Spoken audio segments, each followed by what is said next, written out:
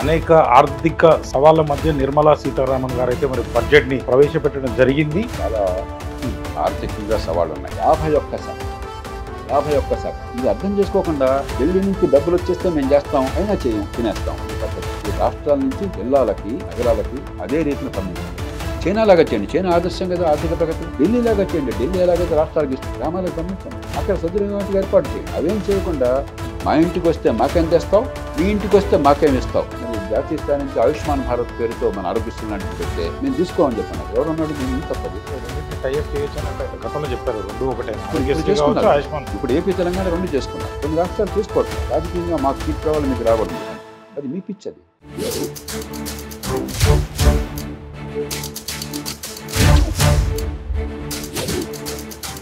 ఇది మిడిల్ క్లాస్కు సంబంధించినటువంటి ప్రశ్న సార్. ఇది అంటే మీరు ఇందాక చెప్పినట్టు 12 లక్షలు ప్లస్ ఇంకొక 75,000 కలిపితే 12-75 వరకు ట్యాక్స్ లేకుండా ఉంది. సో దీంతో మిడిల్ క్లాస్ వాళ్ళు ఖర్చుని ఎక్కువ ఎక్స్పెండిచర్ పెట్టుకుంటే అంటే ఇంకా గ్రోత్ ఉంటుందంటారా? ఏం చెప్తారు? ఖచ్చితంగా ఉండాలి కదా. అయితే పొదుపు చేయాలి, లేకపోతే విజ్ఞతతో ఖర్చు పెట్టాలి. గుడ్డిగా ఖర్చు పెట్టిన దుబారా ఖర్చులు కాకుండా ఖర్చు పెడితే డిమాండ్ పెరుగుతుంది మార్కెట్లో. అంటే కన్జంప్షన్ పెరగాలని అంటున్నారు కదా, మీరు గతంలో చాలాసార్లు చెప్పారు. కన్జంప్షన్ పెరిగినప్పుడే అభివృద్ధి జరుగుతుంది. కన్జంప్షన్ పెరిగితే డిమాండ్ పెరుగుతుంది. అట్లాగే పొదుపు చేస్తే కూడా మనకి పెట్టుబడులు పెరుగుతాయి. మీ పొదుపు ఇంకోటి పెట్టుబడి కదా, కాబట్టి ఆ 2 రూపాయలకు వెళ్ళాలి కదా. కాకపోతే ఆ ఖర్చు పెట్టేది ఏంటంటే దుబారా ఖర్చులు, అనవసర ఖర్చులు కాకుండా కొంతమంది కోపం వచ్చినా కూడా పెళ్ళిళ్ళ ఖర్చులు, బంగారం ఖర్చులు, ఆర్భాటం కోసం ఖర్చులు కాకుండా పనికొచ్చే ఖర్చు పెట్టుకోండి మీ కుటుంబాల కోసం. నేను అందరినీ ఎప్పుడు కోరేది అది. మన పెళ్ళిళ్ళకి అయ్యే ఖర్చు ప్రపంచంలో ఏ దేశంలో ఉండదు. అసలు మన పెళ్ళిళ్ళ ఖర్చు చూస్తే మన దేశం బేద దేశంలో అనుకోరు.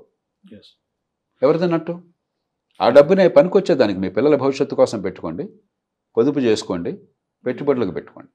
Right sir. అంటే ముఖ్యంగా ఈ ఫార్మా రంగం కావచ్చు, అంటే రియల్ రంగం కావచ్చు, ఈ రెండు కూడా చాలా ఇంపార్టెన్స్ ఉంది దేశంలో. ప్రస్తుతం అయితే రియల్ రంగం అంతా కూడా కొంత కుదేలాంటి కనబడుతుంది. ఇప్పుడు ఈ బడ్జెట్ ప్రకారం బాగుందంటారా, మెరుగుపడుతుందంటారా? ఏం చెప్తారు ఈ రెండు రంగాలు?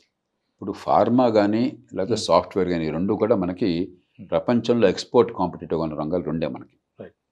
దీనిలో ప్రపంచంలో మనం విజేతం. ఉదాహరణకి ఫార్మా రంగంలో ప్రపంచంలో మందుల ఉత్పత్తి 20% మన దేశంలో జరుగుతుంది. సాఫ్ట్వేర్ రంగంలో మనకి ఇంపోర్ట్లు పోగా $200 బిలియన్ పైచీలకు మనకి మిగులు వస్తుంది. దాన్ని బట్టి మనం బతుకుతున్నాం. లేకపోతే విదేశీ వాణిజ్యంలో మన దేశం దిగలిపోయేది. ఈ 2 రంగాలని పెంచే ఏర్పాటు కావాలి. ఖచ్చితంగా దానికోసం ఇప్పటికే చాలా రాయితీలు వచ్చినాయి, అవి కొనసాగుతున్నాయి. ఆ రెంట్లో మనకేం ఢోకా ఉంటుంది, నాకు అనుమానం లేదు. తెలుగు రాష్ట్రాలకు సంబంధించి అంటే కేంద్రం ప్రవేశపెట్టినటువంటి బడ్జెట్ అయితే ఆశాజనకంగా ఉందంటారా? జయరాం రమేష్ గారు అయితే ఇంతకుముందు ఒక ట్వీట్ అయితే చేశారు, బీహార్కే మొత్తం వరాలు ఇచ్చారు, ఏపీకి ఏమి ఇవ్వలేదు అనేదాన్ని మీరు ఎట్లా చూస్తారు? ఇప్పుడు అంటే ఒక పొలిటికల్ యాంగిల్లో కాకుండా ఇది జాతీయ స్థాయిలో ప్రభుత్వ బడ్జెట్. జాతీయ స్థాయి ప్రభుత్వానికి కొన్ని నిర్దిష్టమైన బాధ్యతలు ఉన్నాయి. అంతేగాని ప్రతి రాష్ట్రము ప్రతి జిల్లాని ఏకరువు పెట్టి లేకపోతే ప్రతి కులాన్ని ఏకరువు పెట్టి ఈ కులానికి ఎంత ఇచ్చామని చెప్పే బడ్జెట్ కాదు. అది బడ్జెట్ అవ్వదు. అప్పుడు బీహార్ ఎన్నికలకు పోతుంది కాబట్టి రాజకీయంగా వాళ్ళు వాడుకుంటారు. అది పక్కన పెట్టండి. దేశంలో అత్యంత పేద రాష్ట్రం బీహార్. అదే చిన్న రాష్ట్రం కాదు, చాలా పెద్ద రాష్ట్రం. యూపీ తర్వాత జనాభా ఇచ్చే అతిపెద్ద రాష్ట్రం. ఇప్పుడు మహారాష్ట్ర తర్వాత వచ్చింది, బీహార్ ముక్కలైంది కాబట్టి. దేశంలో మిగతా ప్రాంతాల తలసరాజంత పరిస్థితి బీహార్లో 4వ వంతు. అత్యంత దుర్భరంగా ఉన్నది. కాబట్టి బీహార్ కానీ తూర్పు భారతం కానీ బాగుపడితే దేశానికి మేలు. అంటే బీహార్కి ఏమి ఇచ్చినా కూడా మనం సంతోషపడాలి. ఇప్పటిదాకా ఈ 70 ఏళ్ళు ఇవ్వలేదని చెప్పనే సిగ్గుపడాల్సిన విషయం. ఎన్నికలు ఉన్నాయి కాబట్టి సహజంగానే నీ గురించి ఎక్కువ మాట్లాడతారు. అంటే ఏపీకి తక్కువ ఇచ్చినట్టు కాదు, మనకు రావాల్సినవి మనకు వస్తున్నాయి, వస్తాయి. పోలవరం ఖచ్చితంగా వాడు చేసి తీరాలి, మెహర్బానీ కాదు, చట్ట రూపంలో ఉన్నది. మౌలిక సదుపాయాలు, చాలా మౌలిక సదుపాయాలు ఏర్పాటు జరుగుతున్నాయి. అమరావతి నగరం, పరిశ్రమలకు ప్రోత్సాహం, పెట్రో కారిడార్ లాంటి ఏర్పాట్లు, వీటిలో ఎక్కడా లోపం లేదు. రాష్ట్రంలో ఒక సమర్థమైన దీర్ఘకాల వ్యూహం ఉన్న ప్రభుత్వం అన్నది, ఢిల్లీలో సంకల్పం ఉన్న ప్రగతికి అనుకూలమైన ప్రభుత్వం అన్నది. దాన్ని తగ్గట్టు రాజకీయంగా ఆలోచిస్తే, రాజకీయంగా ఆలోచించాల్సిన అవసరం లేదు. రాజకీయంగా ఆలోచించినా కూడా వడ్డించేవాడు మనవాడైనప్పుడు పెద్ద ఇబ్బంది కూడా ఉండదు.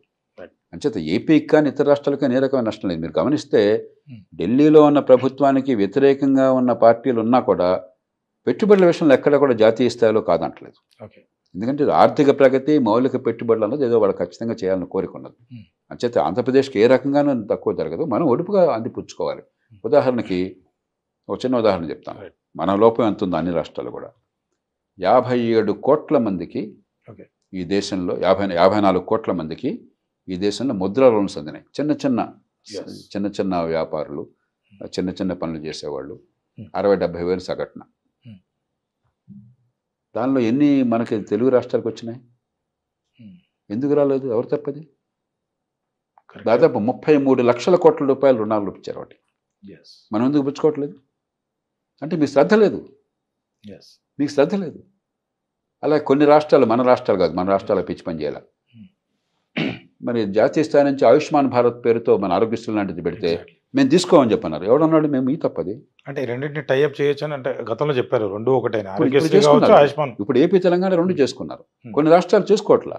రాజకీయంగా మాకు కీర్తి రావాలి, మీకు రాకూడదని చెప్పని. అది మీ పిచ్చి అది. అంచేత ఉన్న పథకాలను సద్వినియోగం చేసుకోవడం మన చేతుల్లో ఉంది. కొన్ని బాగా చేసుకుంటున్నాం. Hmm.